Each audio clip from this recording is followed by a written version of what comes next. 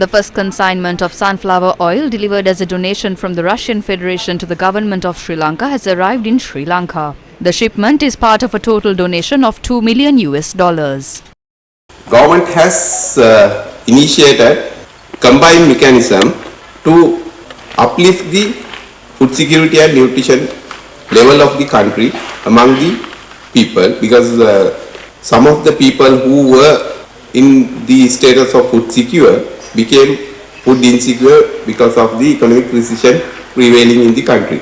The grant that we received from Russian Federation is help to us to provide assistance for targeted group or vulnerable families or households.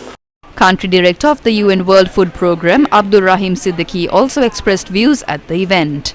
We have received a generous support of $2 million just for this response to the emergency operation that WFP had launched last year, and we have procured not only this 352 metric tons of sunflower oil, but I believe another shipment of around 117 metric tons should be arriving in January 2024. We have reached around 3.8 million people in Sri Lanka since last year. As you can see in this warehouse, we have food stocks. So we have provided food ration comprising of rice, dal and oil to the most vulnerable communities. The Russian ambassador to Sri Lanka said Russia will continue to support Sri Lanka in future. One of the purposes of my government, policy of my government, is to promote international cooperation in solving economic, social, cultural and humanitarian problems. In terms of these aspects, the Russian Federation never stays in the sidelines. Despite all the challenges faced by my country and unprecedented pressure of the sanctions, we are trying to support our friends, to continue our support, and our aim is always humanitarian.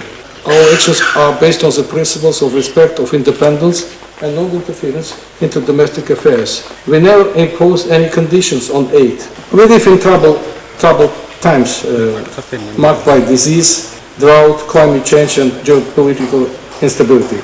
The only way out for nations is to come together, to collaborate where possible, to compromise where is needed.